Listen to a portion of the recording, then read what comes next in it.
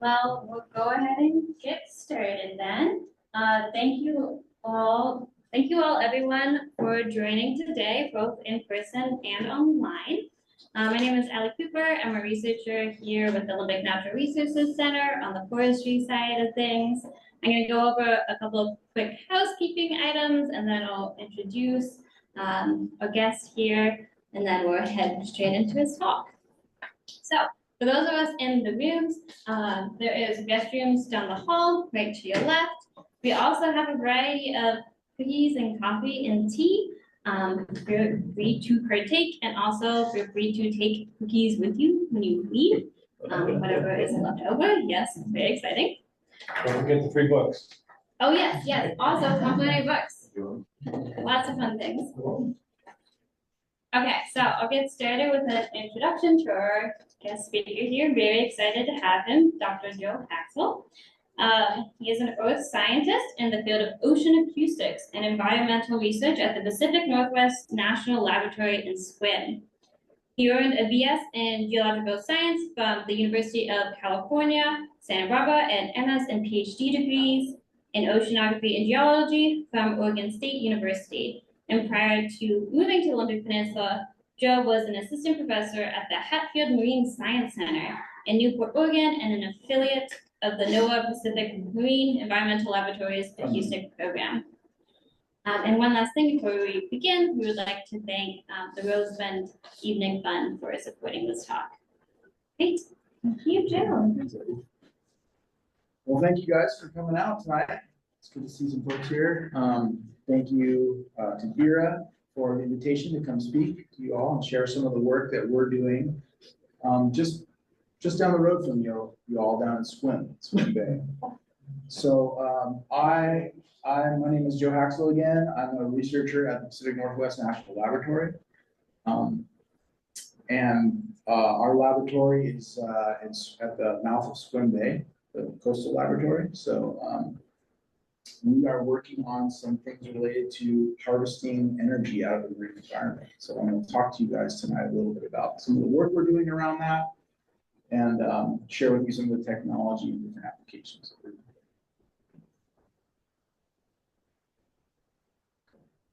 So this is just sort of a scene to orient you, sort of discuss, very schematic, conceptual, but maybe you have some underwater tidal turbines deployed in an area, providing power to the beach. A lot of animals also using these areas. A lot of what we focus on is potential effects that these green energy converters, green energy devices might have on the animals and the environment.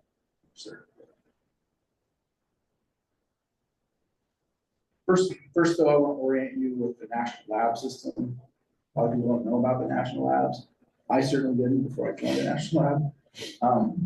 But P&L up in Washington, you can see the Pacific Northwest National Lab, where we're at, is one of 17 national labs that are funded and run by different groups through the Department of Energy. The scope of these labs is very broad and wide. Do a lot of different stuff. It's not all energy related. There's a lot of national security work happening across the labs. But we are the main laboratory in the Northwest, and we have campuses the main campus is in Richland, Washington, and it was sort of the history behind the lab was around the Hanford nuclear site. And then, like I said, we have a campus in Sequim, and there's also a campus in Portland, and then office buildings in Seattle. So we're sort of spread around the state. The lab I work at, and what we're going to talk a little bit more about tonight, is the Marine and Coastal Research Lab. It's in Sequim. Again, that's at the mouth of Sequim Bay. There's one of our research vessels, Protection Island in the background. This is a view looking to the east and Mount Baker's just a little bit that way, probably in the clouds. But we're located on the Olympic Peninsula on the eastern side. The mouth of the bay in Sequim leads out to the Strait of Juan de Fuca. What's very unique and advantageous about this location is that we have a relatively good tidal channels. We have a strong exchange from the bay out into the strait, which feeds into our work really nicely because we have a backyard laboratory for looking at energy harvesting from different types of tidal currents.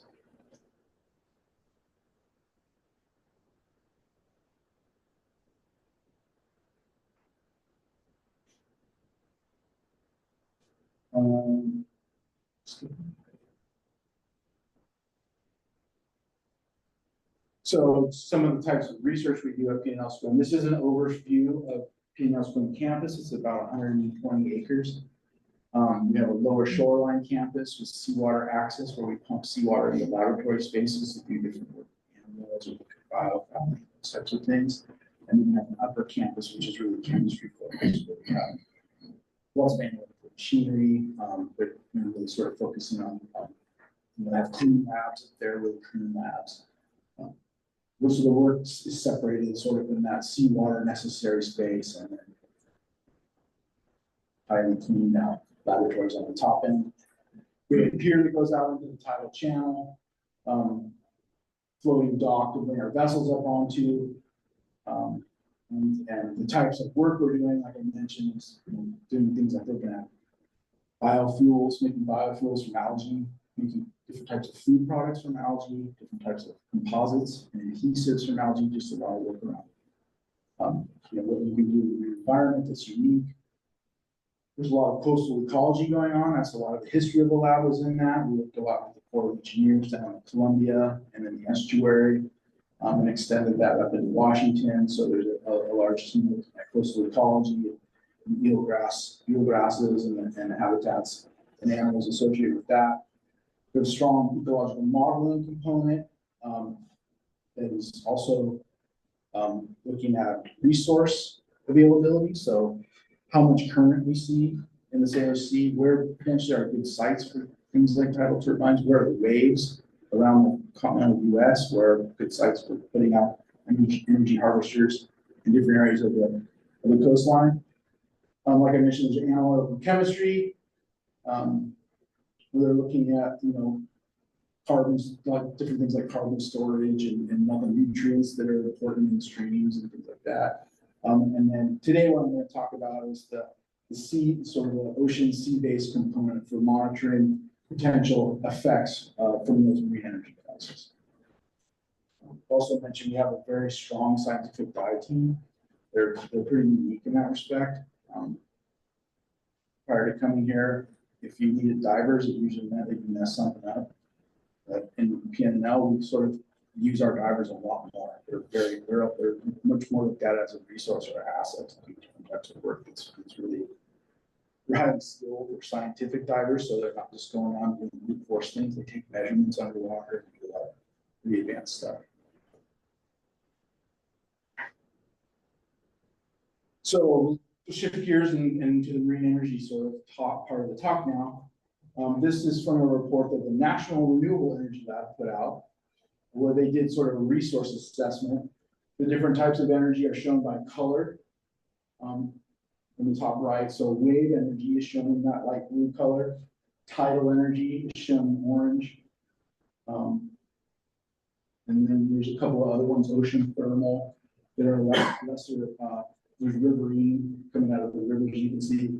So really, you can see here the majority of energy that is available from the marine side is coming from the waves. There's some very select spots that have tidal, contribution that could be investigated. And what they did here that isn't written on the slide, that's really kind of a neat outcome from this report, is that they showed, based on the total energy use across the nation in 2019, if we were able to harvest all of these energy sources, it would account for about 57% of the total energy needs in the country. So it is an untapped resource, and the reason that is because the technology hasn't evolved to a place where we can extract it completely. So that's what the industries are working to do, is catch up. Okay, we need to get this to a place where our technical extraction meets what the availability of the resources.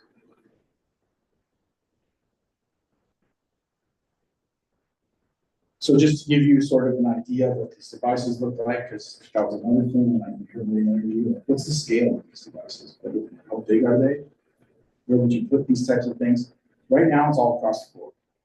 So applications range from small devices that are like the size of a bee, that are generating enough power to power some instrumentation or something, all the way to utility scale, trying to plug things into the grid and power the grid. So wave energy converters, where the majority of that resource is, are wildly different in design and where they're being placed. And that's a function of like what the resource looks like in that spot.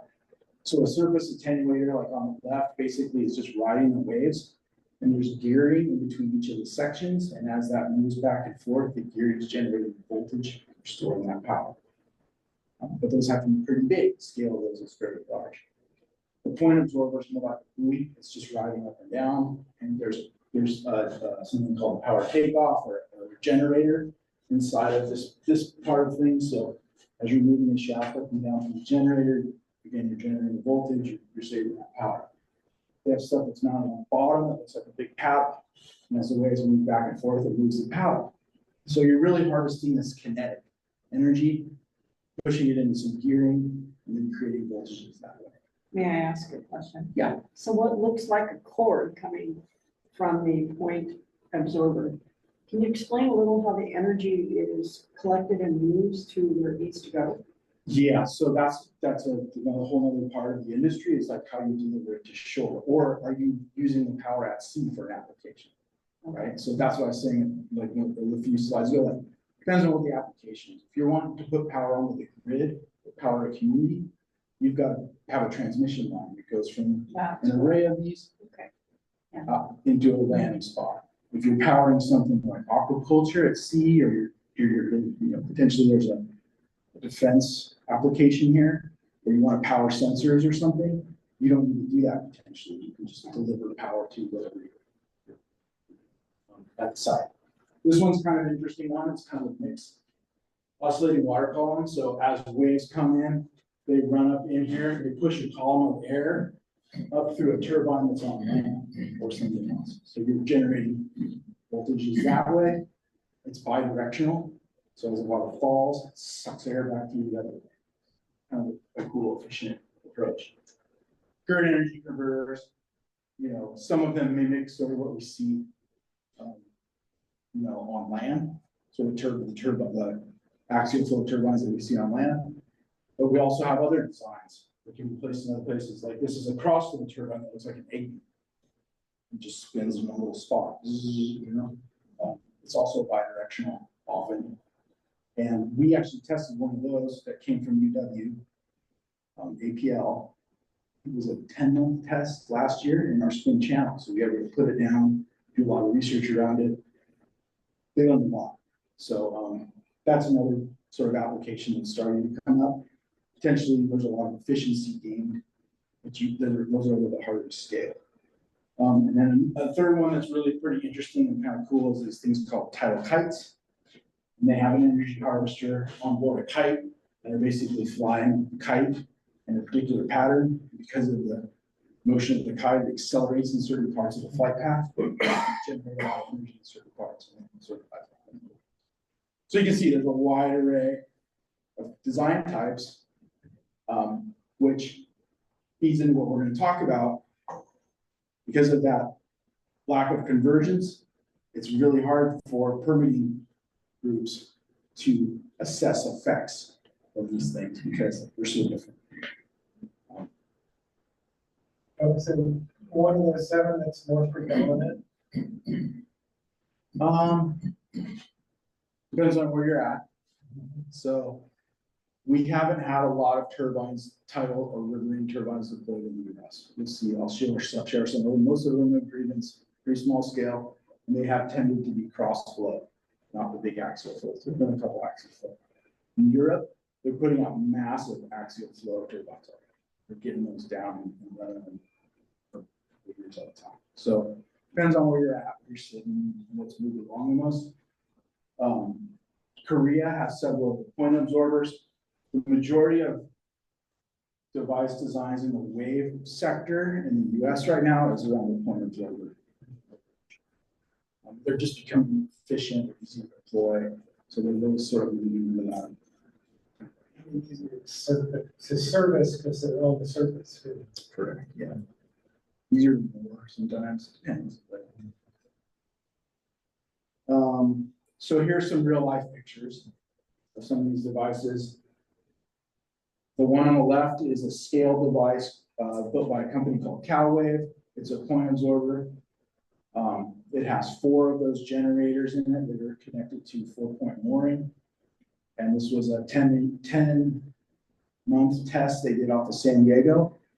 And they had 99% power production success. So 99% of the time it was in the water, it was making power, which was a huge success for this time. The cool thing I like about this design is the seawater air interface is like the worst place you could be, right? We've got a lot of energy, but boy, oh boy, in storms, that's a horrible spot to have any kind of equipment. So these guys got smart about it, and they can seat their device. They can pull their device down into the water column where it's a lot safer, much less rough, avoid damage. And then as things calm down, they can bring it back up. So that was kind of a cool new thing that people have been doing. Another company called EcoWave Power has deployed their device. They have a smart idea because their power generation mechanisms are on some sort of infrastructure. So they have avoided a lot of the challenges of mooring or dealing with something in open water. They have these paddles that are basically riding waves and pushing pistons. They're pressurizing hydraulic fluid and then spinning generators on land side. So they have a lot less maintenance because they're right there. They can deploy very easily, and they're going on existing structures. So they don't have to fight a lot of the challenges around getting something out into an area that hasn't seen sort of marine construction.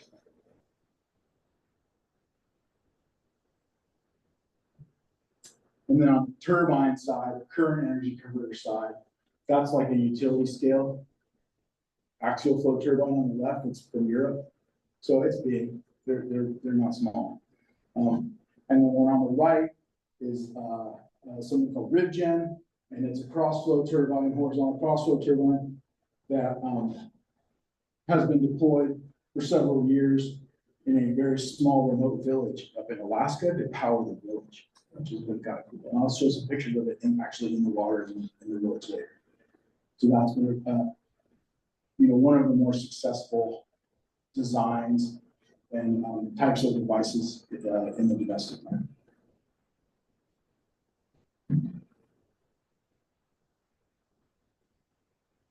So those are the devices. As I mentioned, challenges surrounding those devices are they're new. Regulators don't have a lot of information about the effects of those yet. So they're cautious, taking a very cautionary approach to permitting deployments, which makes sense. So what part of our mission in the National Lab is, these are hard places to make measurements, right?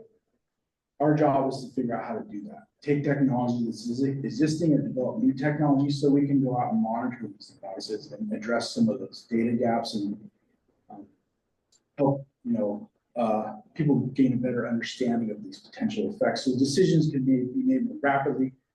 Gear can get in the water faster. They can go through more quick testing. Because this industry has ways to go. They need to be getting gear in the water on iterative cycles. They can't just wait 5 years for a permit, put it in and do a test for 10 months, pull out, wait for another time period to do another test. They need to get gear in the water quickly. So we're trying to help fill those gaps. Let's get out there and let's develop some technology that helps gather the information that people need to make decisions. And so that's what we've been focusing on with the project called Triton. It's out of the PNO Swim Lab. We have a diverse group of experts in all kinds of different fields where there could be potential effects, and I'll talk about those as we move through. So this is the top right picture is a passive underwater acoustic sensor, a hydrophone, where we were listening to a device that was deployed, so we can characterize the sound emissions coming from that device. That's another one of our vessels there, Mount Baker in the background, doing some work in the channel, and these are just some pictures of our team here in the lower right. So team at PNNL that's over in Seattle spent a significant amount of time reviewing literature around similar sectors, similar potential disturbances in marine environment, and they really came away with there's 4 key stressors that we really need to consider, and sort of put those forward for our team to really dig into. Underwater noise, which I mentioned, coming from the devices, the electromagnetic fields generated, which was along the lines of your question from those transmission cables. Do they develop an electromagnetic field that potentially creates a problem for animals? Are there collision risks for turbines? Are fish going to swim into these turbines and actually impact them and do harm? And then are there changes in habitat and something we will do effects around this? So those are the 4 main things that we have focused on over the last couple of years. Toward the end of the talk, I'll talk about some new directions that we're moving as we've sort of gotten the tools to look at this type of effects. So our team went out, and what we really needed was deploy devices to do these measurements, try out these technologies. We started with all commercially available stuff, right? Let's see if the stuff that's already developed works. Maybe we don't need to build new things. Maybe we can buy and be more efficient by using existing technology. So something called the Triton Field Trials. We went out and purchased some of these commercial technologies and said, let's take them to deploy devices and make the measurements and see if they're giving us the right information. So we went to 5 different sites. The Tanana River had a riverine turbine deployed in it, like I showed. Squim Bay Channel, we did a surrogate transmission line and EMF work around it. And then in Squim Bay, we sort of trialed the other 3 technologies in deeper water around sort of the wave surrogate. In New Hampshire, there was a cross-flow turbine deployed off of a bridge. It was helping power some of the drawbridge functionalities. So we went to that area and did underwater noise work and collision risk around the fish, and then we went down to California during that wave energy converter I showed you that could pull itself down in the water while they had that deployed. It did so work around changes in habitat stressor and underwater noise. And I'll talk about each of those here as we move along. So here's some of our subject matter experts in each of those fields. For the changes in habitat, they worked up a 360-degree camera that they could deploy and sort of gain information around what animals were in the area before and after that deployment. We had an acoustic camera test that went up to the Tanana River. Acoustic cameras are really cool instrumentation that basically the river's so turbid and has so much silt and sediment in it that you can't optically see anything, like fish or anything. You can do it acoustically. Basically, it's like a really high resolution sonar. So it will mount that and see interactions of animals with the turbine. The EMF work, they did a towed magnetometer survey, and basically mapped the EMF field around the cable that was pushing relevant levels of current back to the beach. And then underwater noise, we used hydrophones to drift past the turbine at the University of New Hampshire to collect noise data. So the result of all that work, it doesn't help us to just collect it. We have to share it so people can look at it. And so we published it into a special issue of a peer-reviewed journal.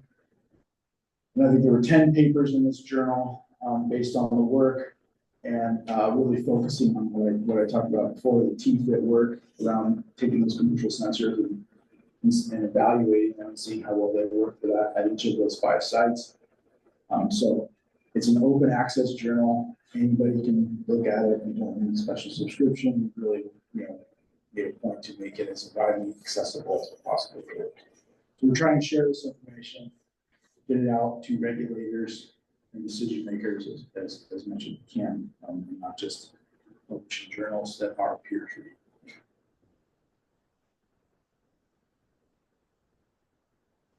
also did a series of webinars on each one of these deployments. So each task lead that was leading one of those efforts gave it a half-an-hour webinar on what the work they had done, and answered questions, and tried to invite a lot of relevant folks.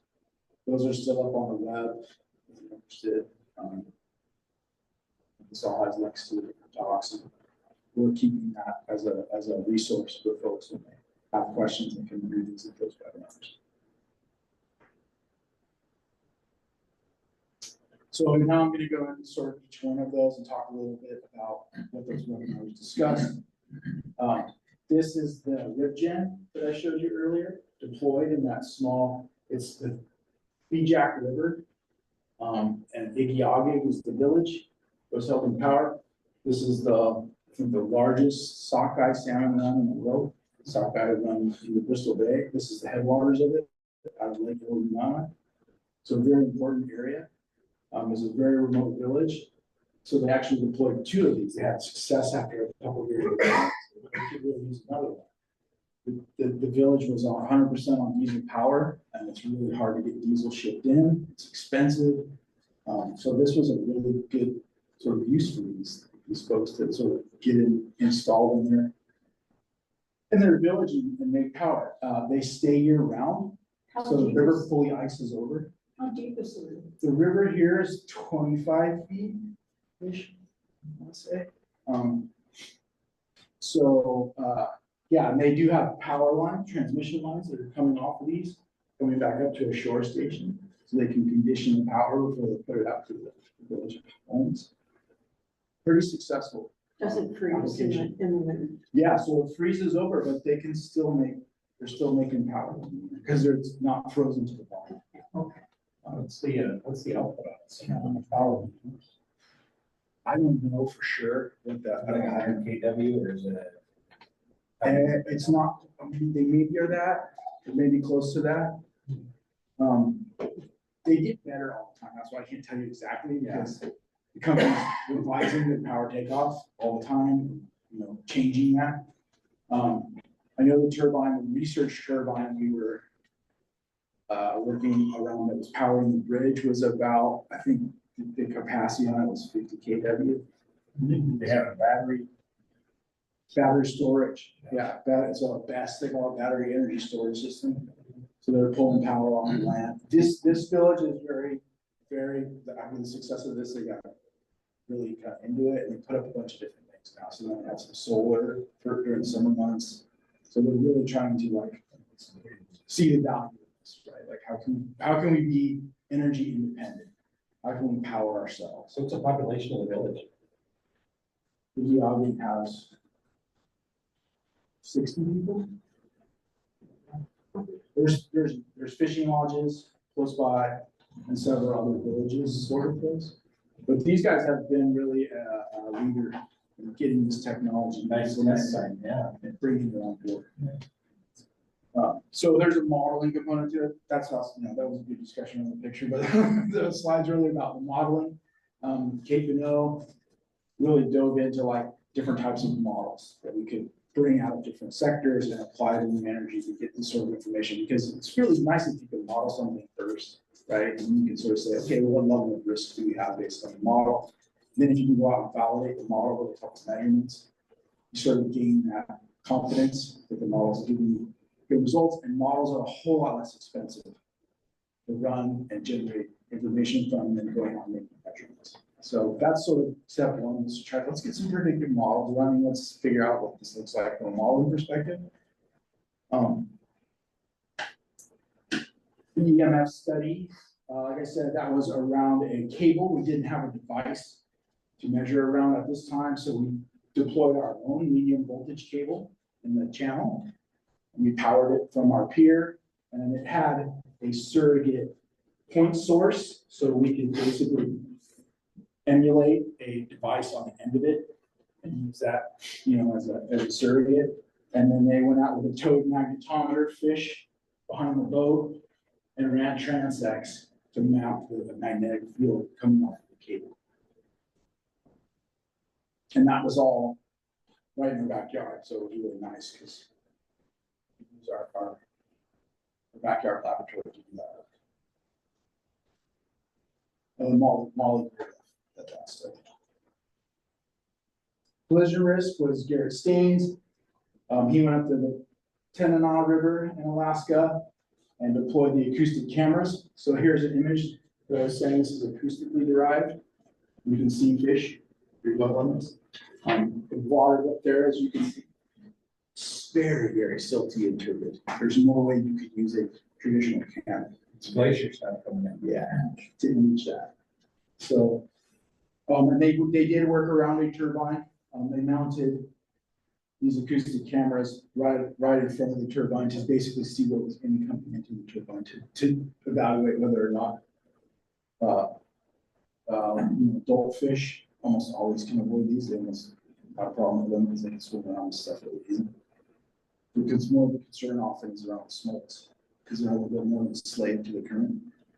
So Is there screens in front of this, like screening? sometimes they do that. So I mean, so from a developer's perspective or the person that owns the turbine, you don't want debris hitting your turbine, right? So they do have some exclusion stuff, but when you do that, you affect performance. Yeah. And so now all of a sudden you're protecting it when you reduce the Stuff power. power on it, outputs. and small fish must have very small grid. Yeah. And if you have small grid, then you're really affecting the Yeah. flow. What sort of RPM? do they get on this? It depends on the size, right? Yeah. Like, so the big guys are going slower, but those little, Yeah. 8-meter guys are whipping pretty good, it's maybe 50, 60 RPM, something like that, yes. So really looking for like biomass, and we also, Garrett's a sonar specialist, and so he's applied some specialized sonars aside from these acoustic cameras. These acoustic cameras are very near field, like you're seeing maybe a couple of meters in front of you. We also have set up sonars, side-looking sonars, well upstream from some of these devices, particularly the one in the Yagu there. And he can image the biomass really well, though. So he can see where they are in the water column, and then are they river right or river left of the turbine, or are they going right through it? So, so far it's been good. We haven't seen any massive amounts of smolts like running directly through the turbine. They're usually always off to one side or above the bottom half.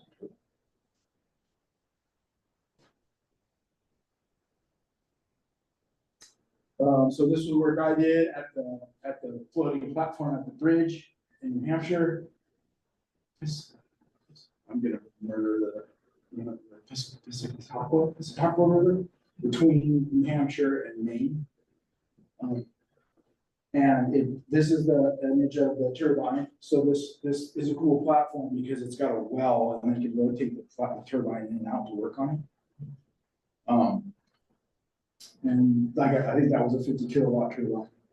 So they rotate it down and they can run at different power states, and we can go with our drifting hydrophone system and drift past it and basically listen to the measurements. If you put something down on the bottom and you just have current running over it, because the hydrophone is essentially a pressure sensor. It's a high frequency pressure sensor. You have all this turbulence, and so that's all you record, you saturate your signal. So you really have to be in the flow when you're doing these kind of things. So that was something we learned over time. But we've developed some technology to do that now. So we can make some very good characterizations of the different types of sound coming off the systems and different power production states.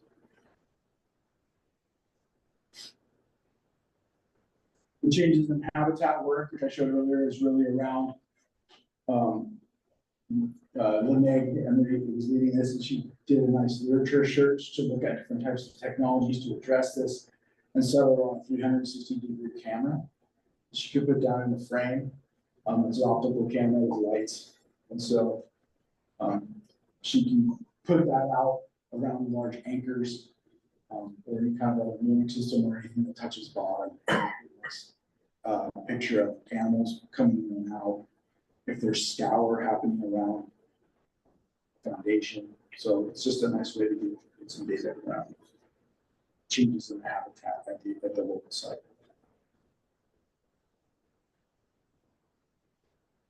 A An important task that I haven't mentioned yet is really around science communication. So we're fortunate in that we have communications lead, Katie Gunn, who really focuses on how do we get this scientific information into the hands of the right people. So she's done a whole lot of different work and studies around what are the tools? Is it social media? Is it website? Is it reports? Is it papers? Is it some combination of that? So she's really dove into the most effective strategies to use to reach the right audience, and then written up a nice paper in that special issue around the findings. So what works in this industry for the type of things that work for, how to reach the right stakeholders.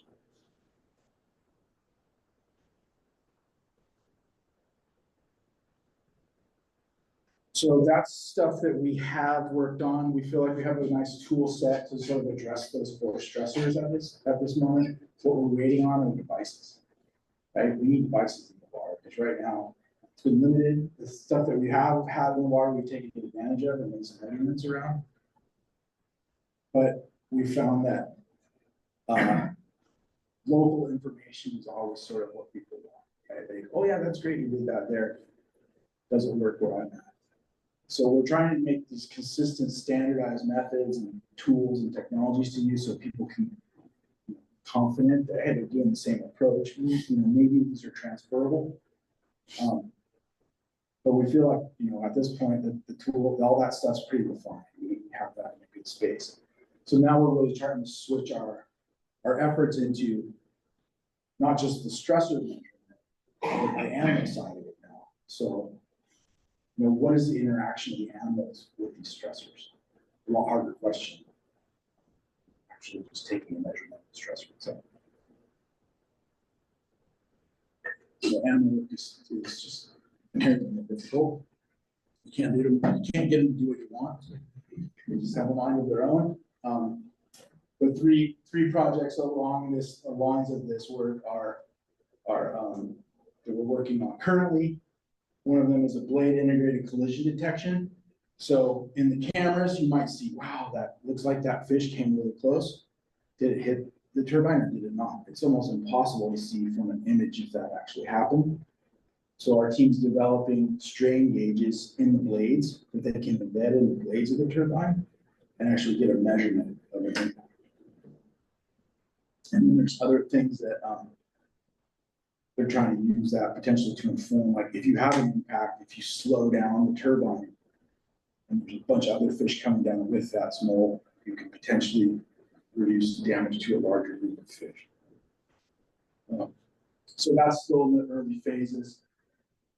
They're also working in tanks on the capabilities of those acoustic cameras because that's relatively new technology and definitely new application in this space. So they're just trying to figure out what are the limitations.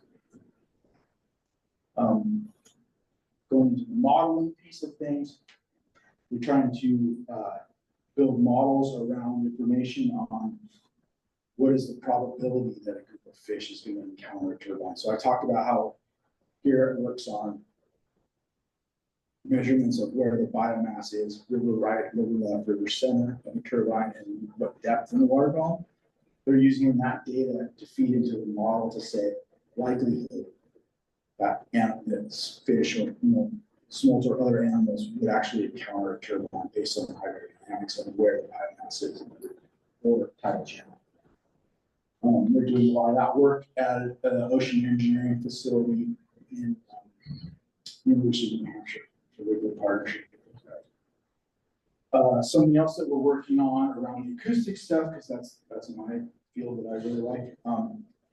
So a lot of the work in this space has been done around marine mammals. All the regulatory stuff is really focused on marine mammals. Fish and invertebrates have received very little attention. But it's pretty widely known at this stage from research that's happened that they don't respond to the same component of sound that we as mammals and marine mammals do. Like we're responsive to sound pressure. Like we have eardrums. Sound pressure is what we hear. We're sensitive to. Fish don't have eardrums. Crabs and shellfish don't have eardrums either, but they are sensitive to sound. They're sensitive to a a component of sound called particle motion or substrate vibration, which is actually the vibration of the molecules versus the actual pressure wave that's coming through. They're related, those two things are related, but it's a completely different sort of measurement phenomenon. So if you think about it like a fish ears, they have these otoliths that are floating. They're little accelerometers on their heads. So as something comes in and moves the bones relative to their tissue, that's how they're sensing the sound, right? So we're starting to dive into studies around that. What levels are the fish sensitive to from an acoustic perspective, right? From particle motion or substrate vibration for crabs, and I'll show you in a minute how we're sort of starting to get at that.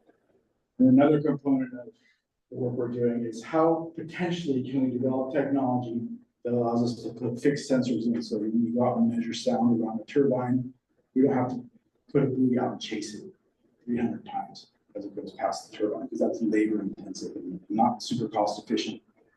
If we can go out, put hydrophones on the bottom, leave them, come back and get them, and that data is meaningful, that's a lot more efficient. We can sort of do this. So we're working on what we call flow shield technology. Some of it borrowed from the Navy to see if we can mitigate that turbulence that's happening around the sensors and get good data in high flow. And we have a perfect place to do that because of the tidal channel swim, right? So we could try something, lift it, pull it out, modify it, put it back down. It's been nice. And we're actually moving that technology we developed. We're starting to work with a small business and commercialization. Moving that to a commercial product will be open to the public. So it's not just us with access to it.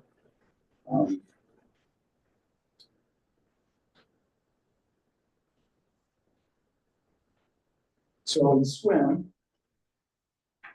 this is a slide around particle motion, substrate vibration. So in swim, we are working on developing a study to look at substrate vibration for crabs, for Dungeness crabs. And we're collaborating with the Jamestown tribe on that right now. Some other tribal fishers are providing crabs for us. We have 2 holding tanks that you see in the lower left. They're about 10 feet long, 30 inches deep. They have raw and or filtered seawater coming in. Those are sort of holding areas where we're figuring out, holding for the experiment prior, but we can also learn a lot from just holding. We put these little arenas around and see how they act and acclimate to that. And then we put them in this larger tank, and we have a called a shaker. It's a linear dynamic shaker system that they use to test vibration and things on machinery. And we've configured it with what we call a stinger rod that goes into the sediment and shakes at a very prescribed frequency and amplitude. And we can adjust that and change that just to see if the crabs are sensitive to that at all. That's the first step. If they're not, great, problem solved, right? Crabs don't care about substrate vibration. But if they are, what frequencies and at what levels? Similar to that, we have a big tank over in Richland. We have a large facility where we raise lots of salmon for experimental use. And so we are doing an exposure experiment with with particle motion from a projector that can produce sounds like what a wave energy converter would make or a turbine would be. So we know related sounds to what wave energy sounds like. And then we have fish in this small tank within the tanks. We're watching how they respond. But this experiment is really focused on physiology. So we're pulling fish out and then doing blood draws on them to look at their cortisol levels, glucose and lactate. And we want to map if they respond in that respect, the different sounds that are related, at what levels, and how long does it take for that stress response to decay. So that's a cool, sort of very multidisciplinary project in regards to the fish and Dungeness crabs, and not a lot of people are working on this, so we're finding it like we're out on the edge a little bit, trying to get all this story. So this is my last slide. If you have interest in reading people following us, what we're doing, keeping up on our research. There's links there on the left. You can scan that. We have a monthly newsletter that we put out, just keeps people updated on what research is going on. They do different highlights around people in the team, and what to focus on, and stuff around specific parts of the project. So that's all I have.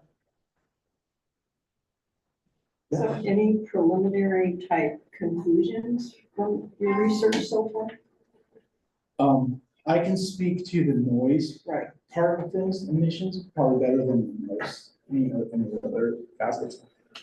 Right now, we haven't seen anything that looks even remotely like it's creating a disturbance. The levels are so low, coming off of these devices, they decayed within 100 meters. You don't hear it past 100 meters without the device at all. So if you wanted to talk about loud things in the ocean, like boats are way louder. Outboardage significantly louder. Concern more maybe that it's chronic, right? Boats aren't out there all the time. Certain areas there. But you might have this sound coming off this in a chronic way where it's kind of persistent. But like I said, the levels have been so low that we've measured so far that like, and places that we've been where these devices are deployed, we had a gray whale, juvenile gray whale swim over that Callaway device while we were there. Swim right over it, checking it out. You know? So I think animals are curious about these right now, less than they are disturbed. So far, I mean, that could change based on the device and what happens, but that's why we're trying to like get in front of this with information. Like these aren't scary things right now, right? These are very much like in this testing phase. They like loosen the reins a little bit, let the developers get these in the water quickly. And monitor around them still, but it's not maybe as big a concern as it's being treated. So what's, as far as the noise generated, what frequency are we talking about? What band? These typically are low. Most of the energy is a couple kilohertz, below a couple kilohertz. We do see tones from the generators that'll go up to tens of kilohertz. But typically, the majority of sound we're seeing is mechanical noise, which tends to happen at the low frequency range. So some animals are more effective than others, right? Fish tend to be low frequency. Baleen whales tend to be low frequency. So the research you guys are doing, it's not really for a specific area? Like locality? Yeah.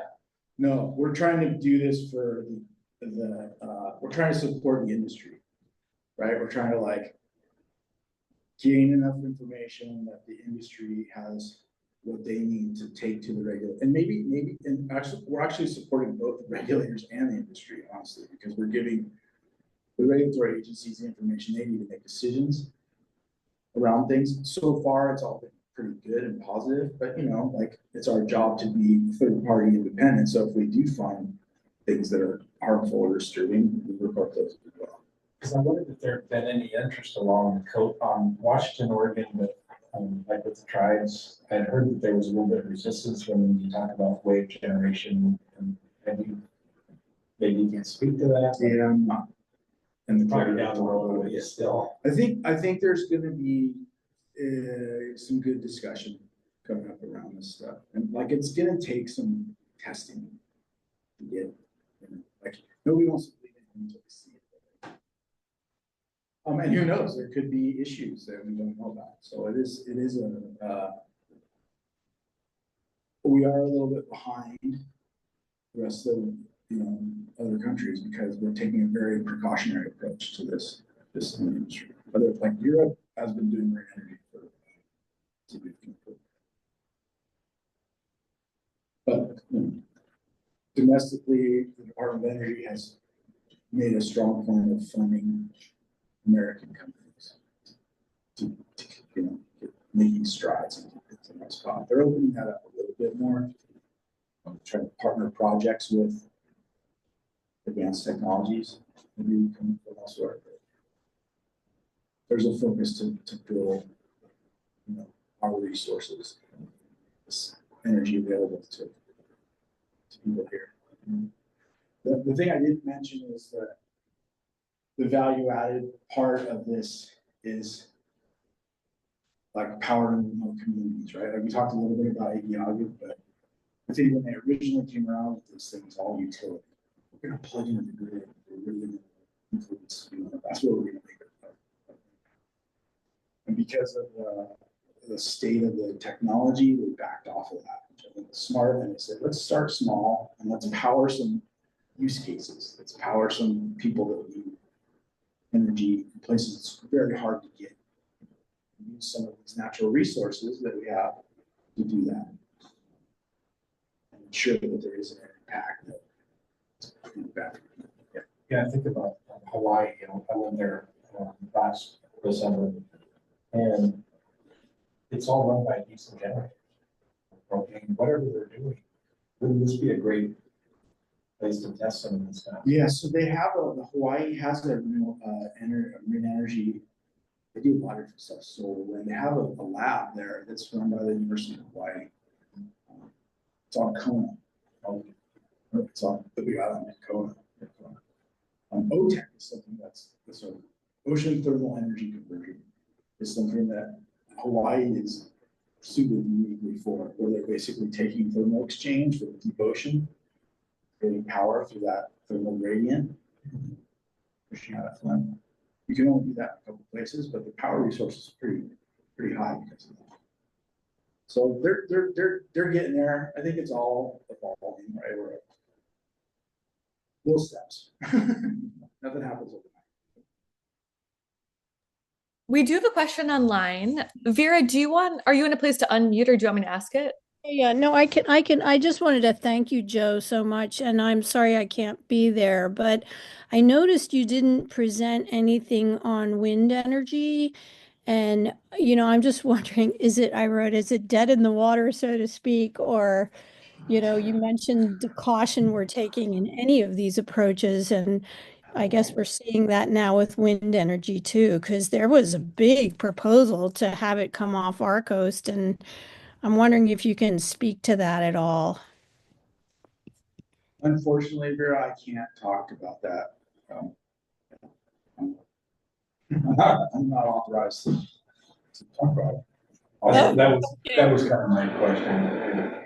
Well, anyway, thank you again. It was super interesting talk. Thanks. Are there any other questions? Any more online, Courtney? Nope. Thanks so much, Joe. This was a really interesting presentation. Great to meet you guys. Yeah, reach out like if with the links and things. I think it's recorded, so if you want to type in the link and check it out or reach out to me and questions, to be honest. So can I do a drive-by? One more thing that I didn't put on my slides that is interesting that you might be interested, folks in here might be interested in, is that we have a first-in-class hybrid research vessel that the Department of Energy funded us to build. So it was built in Snow Marine in Seattle. It's hybrid electric, so we can run 100% electric. For the size of the vessel, it's 50 feet, and it's a power cat with research capabilities, has an A-frame, building up a little crane winch system. I think the run time is 6 to 8 hours on 100% electric. We have a charging station for it, but it comes right off of our pier. We're trying to power with turbines and other sources. So we're just getting that stood up and starting to operate it. There's a lot to learn. It's hard to be the first in the class, right? In a lot of lessons, there's a lot of hurdles you got to get to. But I thought it was pretty cool that DOE and the water power technologies was interested to fund this and be first in the maritime industry. We do it here, doing it local, it's happening here in Washington. That's super cool. Thank you so much again. Real quick, a couple of things